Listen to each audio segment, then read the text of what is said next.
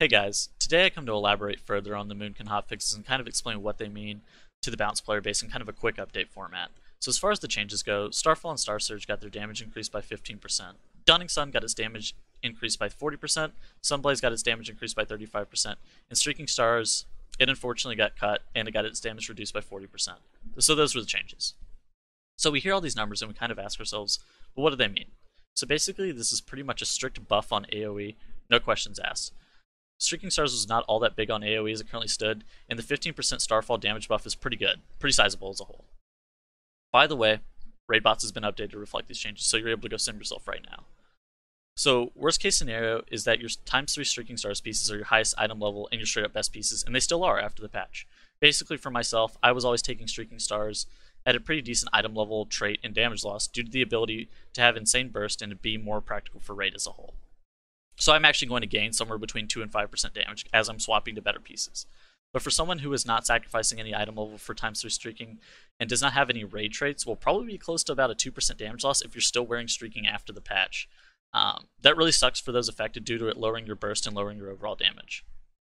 As for Dawning Sun and Sunblaze, Dawning Sun is now kind of close if you have it at any higher item level pieces compared to your alternative options, and Sunblaze is still very bad and probably shouldn't be taken.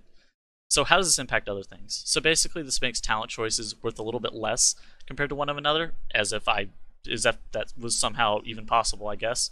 Makes Nature's Balance and New Moon worth a little bit more on single target.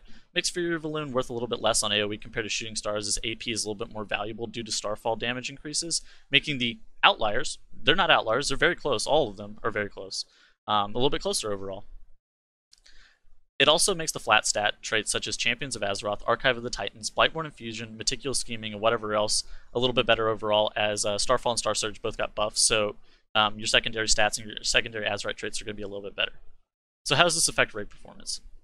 So your burst is going to be lower, meaning your target swapping with cooldowns is a little bit worse overall. Most people's damage will go up, and most people will be swapping to Archive of the Titans or Laser Matrix, as the stacks of re-origination array is getting higher, plus Archive itself is a lot closer to the top now.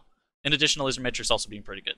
You should still take Lively Spirit in situations that you want high burst damage overall, and you bully your healer into giving you good stacks, or else. So how does this affect Mythic Plus performance?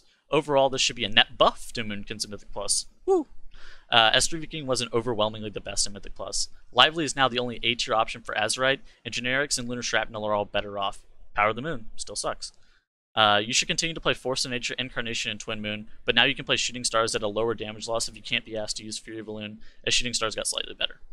So TLDR, base kit's better off, streaking is a little bit worse, where it comes out to a wash for most people to a little bit of a damage gain, and you can take pretty much any trait now. And re-origination stacks are getting a little bit higher, meaning that those traits will be a little bit better for raid. So overall, these changes were necessary. They lowered our burst from Azerite traits and converted into sustained damage into our base kit. Balance is still going to have the same strengths as it had prior to these changes, shifting away from our burst and into more of our sustained damage. Shifting additionally into more Lively Spirit as opposed to Streaking Stars. You'll more likely take generics over targeting a specific trait now, which seem to be their goal overall, compared to, like, if you look at other classes, it seemed to be their goal to do that. These changes are good for balance as a whole, and you can sim yourself on a raid boss to kind of see where you land after the patch, and I hope this really helped, and I hope everybody has a great day. Later.